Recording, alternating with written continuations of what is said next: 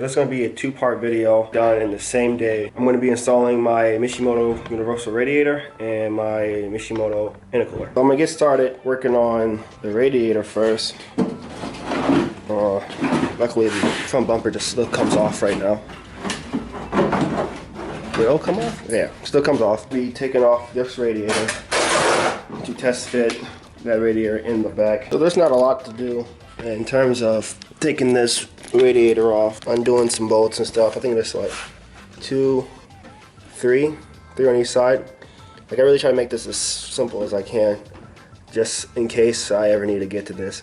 Plus it does clear my splitter bracket too, so that's pretty cool. I forgot to record taking off the radiator, but it's off now. Got this huge amount of space right here. I'll get the new one, take this off and then compare it, because I never really compared how it looks from side to side comparison. This should be about the same size as my old one, minus a few really small difference. The ones coming out. I opened this up before. It's kind of lazy. I didn't want to do no test fitting the day I brought it here. New and the old. I'm gonna take the wrapping and stuff off and see how everything looks.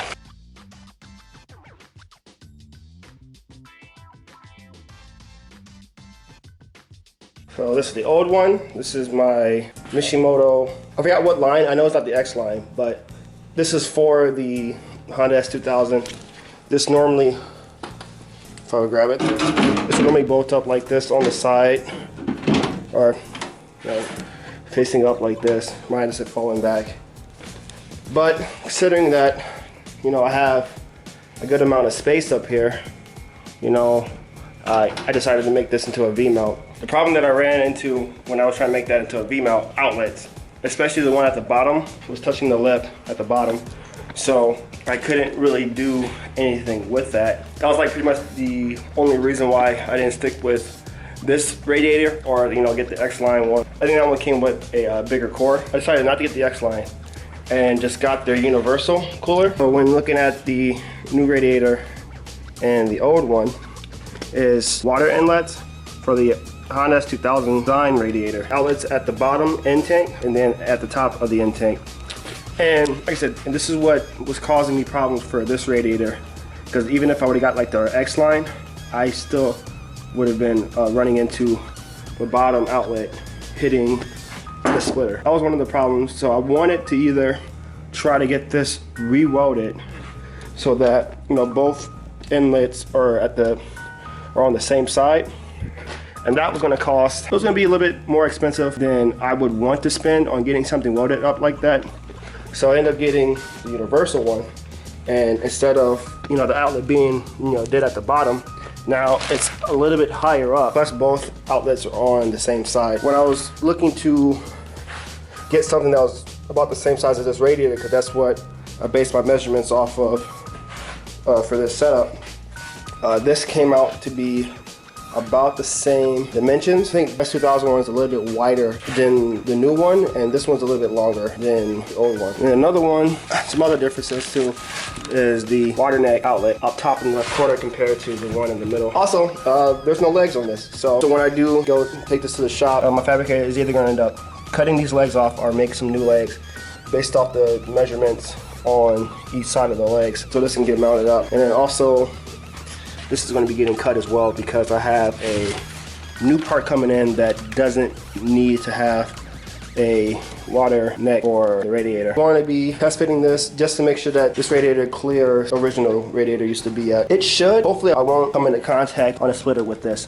Crossing fingers that I don't. That's what I was aiming for. Before I test fit this, I need to make sure that I don't damage the fins.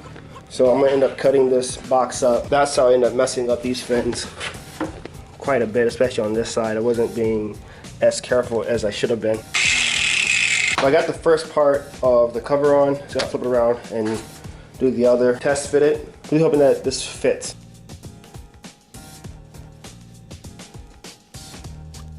All right, both sides taped up. I had to do a little bit of extra tape on this side. This part wasn't covering the fins. This done.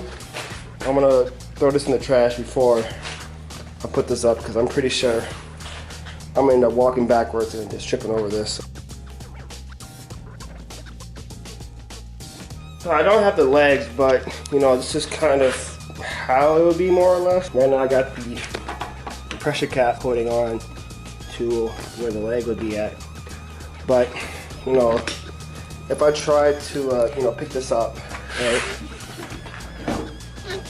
and kind of level it, it's almost kind of where it would be. I don't know if I can see the leg or the outlet touching or not. My main concern was making sure that this fits, and it does. It goes all the way through. It's perfect. Worst case for me, bottom doesn't fit. I could just cut this and just angle it up a little bit more. I can put this up and get started on the intercooler. Continue on with the second part of the first video. Just put the radiator inside the car, so now it's onto the intercooler with both of the intakes too. I got really lucky on the core plus the intakes as well. So this is my Mishimoto intercooler core. Pretty damn big and kind of heavy, but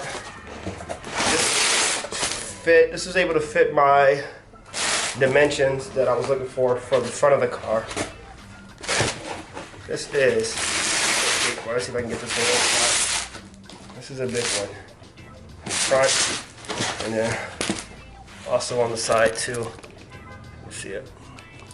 But yeah, this core I think is rated for I believe 700 horsepower, and this is going to be a V-mount. So this isn't going in the front, it typically would, but I'm pretty sure it can. And so normally this would like sit up in the front, but no.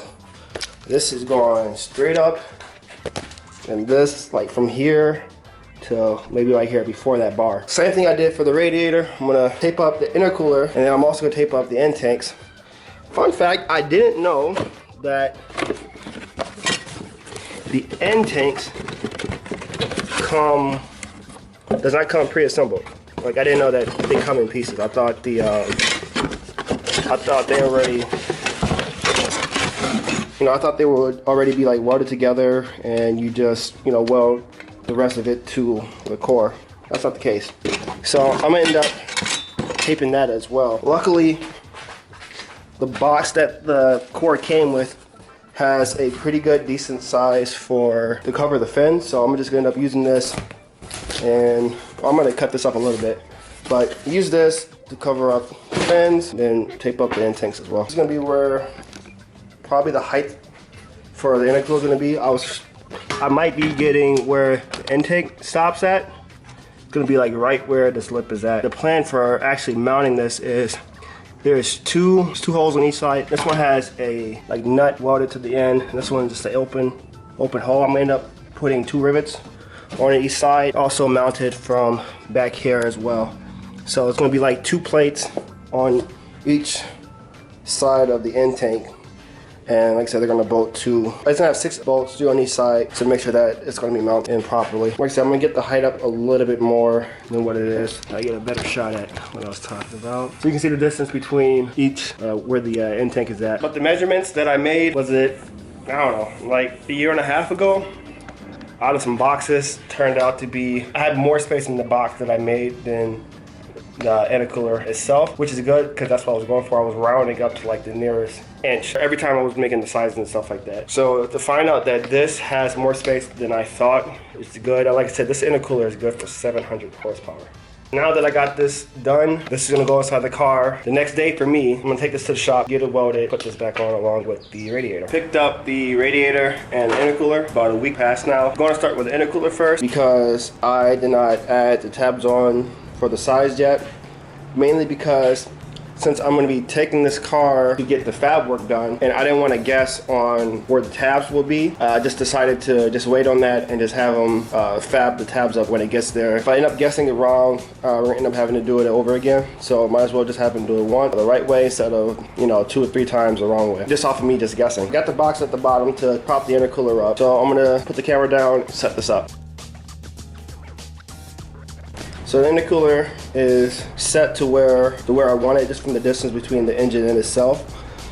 Not the height, because I could not get exactly where I want it, because one is, like I said, it's not mounted to anything, and two, it's kind of on some boxes and whatnot. It's like on 2 or 3 boxes, so it's kind of hard to get it to where I want it. But my plan is to kind of get the end tanks to match where like the chassis is at, is what I call it, the chassis.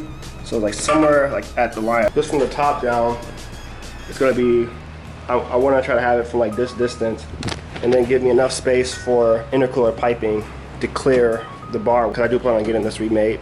But like I said, it's going to be able to clear the bar and, you know, able to get a straight as possible for the engine side, so I can just make the piping from here to here, and, you know, from the other side as well. But yeah, that's pretty much it. The one thing I am happy about is that my measurements, I don't want to say spot on, but I did give myself a little bit of room to play with, so I wouldn't be oversized. Like, this is, like, I'm trying to get it in the middle.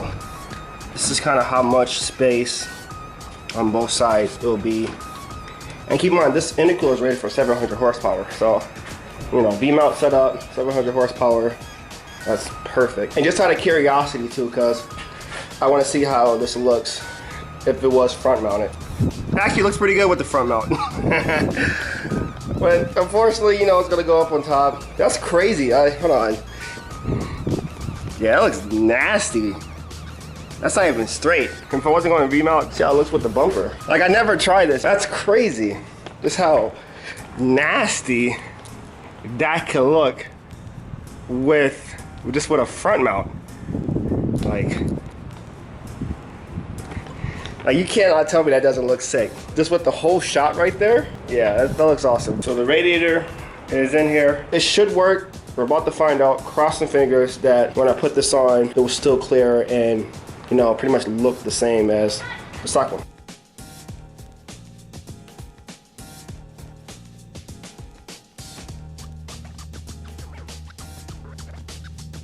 And so we have a very small problem, not a big one, just something to be looked at when everything gets fabricated. So I don't know if you can tell, but you know, the radiator is, well, it's off. It's kind of shifted off to this side a little bit. And the reason why is that the top legs aren't like centered anymore. Like, this one is kind of off at an angle, and this one is straight on. Now, I can just make the holes bigger for, you know, for both sides to accommodate this, but I didn't bring my damn drill. Best thing I can do is mount this up, put the front bumper on, see how it looks, see how off it is with the front bumper. Also, like, the bottom brackets match as well, and that can be due because, like I said, this radiator is longer than the stock one. So all the thing I gotta do with the brackets is probably adjust the brackets or cut some new brackets and make them longer, fit this up. Not a big deal, kinda expected that because how different they were. You know, that little different makes up on how this thing is mounted. Barely able to get this front bumper on.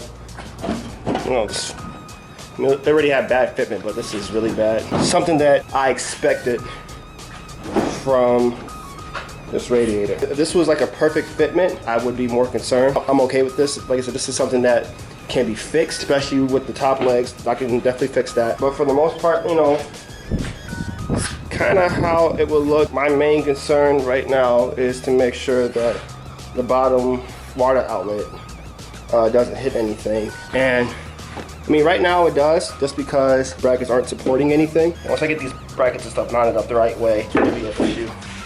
Right now I'm gonna take the brackets off because I can't use them. I don't know if you can see the bottom part. This is the water outlet right here. So, you know, once this gets lifted up, it'll be like this, and that'll be fine.